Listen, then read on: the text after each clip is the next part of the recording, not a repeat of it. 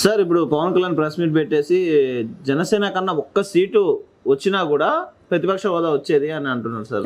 ఆయన మాట్లాడే దాంట్లో రాజ్యాంగం సార్ రాజ్యాంగం పరంగా సెట్ అయితే సార్ నిజంగా అదే చెప్తున్నా. ఆయన మాట్లాడేదాంట్లో ఆయన రాజ్యాంగం తెలీదు, ఏమీ తెలీదు. నీకన్నా ఒక సీటు నీదేమన్నా ప్రతిపక్షమా? నువ్వు రూలింగ్ పార్టీ, నువ్వు పాలకపక్షం. కూటమిగా అంటే పార్టీలు మూడు పార్టీలుగా సపరేట్గా రాలా, కూటమిగా వచ్చారు మీరు. కూటమిగా వస్తే మీది ఒక పాలకపక్షం కిందే. మీరు అట్లా అనుకుంటే బీజేపీ ఇంకా తక్కువ. అంతే, కూటమిగా వచ్చారు మీరు. మీరు సపరేట్గా వస్తే మాట్లాడాలి కదా. బుద్ధి మాట్లాడే దాంట్లో ఏమన్నా ఒక విచక్షణ ఉండాలి, ఒక విజ్ఞత ఉండాలి. మాకన్నా ఎక్కువ వస్తే ఏదో నోటికి వచ్చేది మాట్లాడి ఏమి తిరిగిస్తావదు, ఏదో మాట్లాడేటో తప్పితే నీ పార్టీకి నీది పాలకపక్షం కన్నా పాలకపక్షంలో బాగా నువ్వు అంతే. నువ్వు ప్రతిపక్షం అనే పదానికి నీకు దగ్గర లేదు. నువ్వు పాలకపక్షం, నువ్వు ప్రతిపక్షం అవుతావా? విడిపోయి నువ్వు అప్పుడు పార్టీ అసెంబ్లీలో పాలకపక్షం నుంచి విడిపోతున్నాను, గుడ్ బై చెప్తున్నానంటే దానికి ఏమైనా సంకేతం? ఒకవేళ ఇది పాలకపక్షానికి గుడ్ బై చెప్పేసి తను ప్రతిపక్షంగా రాబోతున్నాడా? దానికి సంకేతమా? లేకపోతే ఇదేమన్నా ఏం మాట్లాడుతున్నాడు ఏమిటో అర్థం కాదు. అదేదో క్లారిటీగా రాజ్యాంగం కాదు, తెలుసుకోవాలి పవన్ కళ్యాణ్. రాజ్యాంగంలో ఎక్కడ 10% సీట్లు వచ్చిన వాళ్ళకి ఆ ప్రతిపక్ష హోదా అనేది ఎక్కడా రాజ్యాంగంలో లేదు. ఇది ఒక సాంప్రదాయంగా ఏర్పడింది. గతంలో ప్రతిపక్షం అంటే 2-3 పార్టీలు ఉండేవి. పాలకపక్షం కూటమి అయితే ప్రతిపక్షాలు 2-3 ఉండేవి. కనుక ఎవరికి ఇవ్వాలా ప్రతిపక్ష హోదా అనే దాంట్లో అప్పుడు ఈ 10% అనేది అప్పుడు పెట్టారు, ఒక సంప్రదాయంగా పెట్టారు. అంతేగాని రాజ్యాంగం కాదు అది. It is not constitutional binding పెట్టారు. అంటే ఇప్పుడు లేదే. ఇప్పుడు ఉన్నది ఒకటే ప్రతిపక్షం, 2-3 లేరు కదా ఎవరికి ఇవ్వాలంటానికి. ఇప్పుడు పవన్ కళ్యాణ్ అన్నట్టు పవన్ కళ్యాణ్ ప్రతిపక్షం అయ్యాడు అనుకో, అప్పుడు మీకు ఎట్లా ఇస్తారు, మాకే వస్తాయని అడగచ్చు. మాకు ప్రతిపక్షం కావాలని పవన్ కళ్యాణ్ అడగచ్చు. నువ్వు ప్రతిపక్షానికి వస్తున్నావా? నాకన్నా ఒక సీట్ అని అంటావు. నువ్వు ప్రతిపక్షానికి వచ్చేటైతే ఆ మాట మాట్లాడాలి. నువ్వు పాలకపక్షంలో ఉన్నావు, పాలకపక్షంలో 154 సీట్లు మొత్తం కలిపి బియ్యి అంతే. అదే లెక్క వస్తుంది రాజ్యాంగంలో. మీరు పాలకపక్షం 124 పాలకపక్షమేనా? అంతే, పాలకపక్షమే. అదే ఒకవేళ ఇప్పుడు పవన్ కళ్యాణ్ చెప్పిన పాయింట్ ప్రకారం అయితే అప్పుడు మరి అందరికన్నా లిస్ట్ ఉండేది బీజేపీ ఉంటుంది అంతే కదా? అంతే, బీజేపీ ఉంటుంది. బీజేపీ కాదుగా, బీజేపీ 8గా. అదే సార్ లిస్ట్ లో ఉంటుంది, లిస్ట్ లో అదే ఉంటుంది. ఇంకా తర్వాత అంటే బీజేపీకి ఉండదు, జనసేన ఉండదు, వైఎస్ఆర్సీపీ అప్పుడు ప్రతిపక్షం అయ్యేది ఈయన చెప్పిన లెక్క ప్రకారం. అది ఏం మాట్లాడతాడో తెలియదు. పాలకపక్షంలో ఉండి నువ్వు పాలకపక్షం నుంచి బయటకు వచ్చి ప్రతిపక్షమా? అప్పుడు నువ్వు పోల్చుకో. నాకన్నా ఒక సీటు నీకు అప్పుడు వచ్చేది పోల్చుకోవాలి. నువ్వు పాలకపక్షానికి ప్రతిపక్షానికి మాటకి సంబంధం లేదు. అది కూడా తెలియదు. పాలకపక్షంలో ఉన్నాం మనం. నువ్వు ఆ మాట అంటున్నావు అంటే mister Pawan Kalyan, are you going to become a opposition leader? Are you going to come out from కూటమి నుంచి బయటకు వచ్చేసి నువ్వు ఒంటరిగా ఉంటావా? అప్పుడు ప్రతిపక్ష హోదాగా నువ్వు తీసుకుంటావా? ఏం మాట్లాడుతున్నావు? ఎందుకు మాట్లాడుతున్నావు? ఇప్పుడు మీరు చెప్పినట్టు నిజంగా ఇప్పుడు ప్రతిపక్ష హోదా తీసుకోలేదు అనుకోండి సార్, ఇప్పుడు జగన్ తీసుకోలేదు, వీళ్ళు తీసుకోలేదు అనుకోండి, ఇప్పుడు ఇంకా ప్రశ్నించేది ఏముంటుంది సార్? అంటే వాళ్ళకి అదే కావాలి, ఉన్న డ్రామా తప్పితే వీళ్ళు వాళ్ళకి ప్రశ్నించడానికి ఇంకోటి కాదు.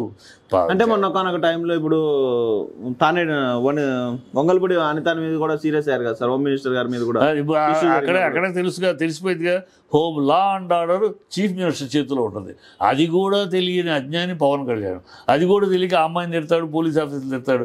ఇఫ్ యూ గాట్ గట్స్, నీకు దమ్ము ధైర్యం ఉంటే చంద్రబాబుని అడగాలి. సీఎం దగ్గర ఉంటుంది లా అండ్ ఆర్డర్ ఫెయిల్యూరు, అందరూ మనం తిడుతున్నారు, బూతులు తిడుతున్నారు అన్నవాడు సీఎం తోటి చెప్పాలి. సీఎం నిలదీయాలి. ఆ అమ్మాయిని నిలదీస్తావు అనితని? అనితకి సంబంధం, అనితకి లేదు. అనితకి హోమ్ మినిస్టర్ అవ్వచ్చు, లా అండ్ ఆర్డర్ ఆయన దగ్గర ఉండదు, హోమ్ మినిస్టర్ దగ్గర, ఓన్లీ చీఫ్ మినిస్టర్ దగ్గర ఉంటుంది. అది కూడా తెలియకుండా ఆవిడ అనేసాడు ఆడపిల్లని. అప్పుడు మేము కూడా ప్రతిపక్షాన్ని మేము కూడా పోషిస్తున్నాం అన్నట్టు మెసేజ్ ఇచ్చారు. మరి ఇప్పుడు ప్రతిపక్ష హోదా అయ్యకుండా వైఎస్ఆర్సీపీకి అసలు ప్రతిపక్షమే లేదు. ఆయన ప్రతిపక్షం అవ్వాలనుకుంటున్నాడు పవన్ కళ్యాణ్. చంద్రబాబుకి ఎప్పుడు పట్టని పెట్టి వెన్నుపోటుదారుడికే వెన్నుపోటు పొడిచే పరిస్థితిలో ట్రైన్ అవుతున్నాడు. ఎందుకంటే పక్కన నాదెండ్ల మనోహర్ ఉన్నాడు కదా, ఒకప్పుడు నాదెండ్ల భాస్కర్ రావు గారి కొడుకే కదా.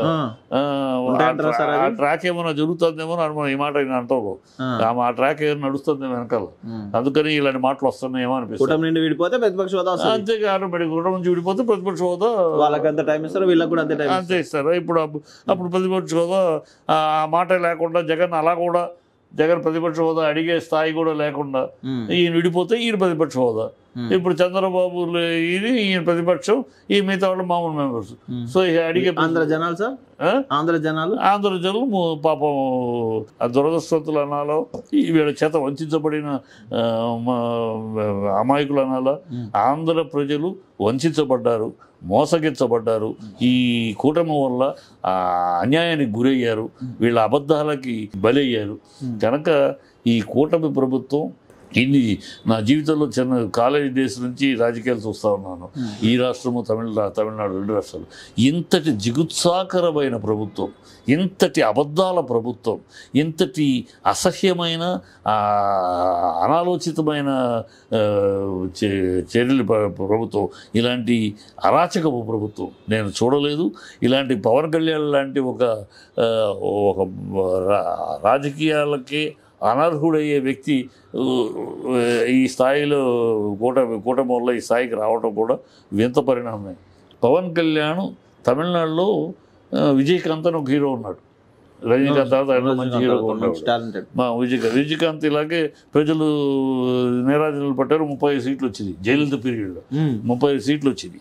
దాంతో గెంతేసేసి ఇలాగానే రెచ్చిపోయి మాట్లాడేవాడు. ఇంకా ఈకన్నా ఒక స్టెప్ ఎక్కువ మందు కొట్టి ప్రెస్ మీటింగ్లో కూడా మాట్లాడేవాడు. ఆఖరికి ఏమైంది, మూల కూర్చోబెట్టారు. దిగులు మనతోటే మనిషి. ఇప్పుడు వాళ్ళ కూతురునేనా సార్ ఇప్పుడు డిఎంకేలో ఉంది? డిఎంకేలో ఉంది. ఇప్పుడు ఆ ముసుగులో పాప ఆ బాధతో ఇంకా తాగుడికి పోయి ఇది కూడా పోయింది అనుకో.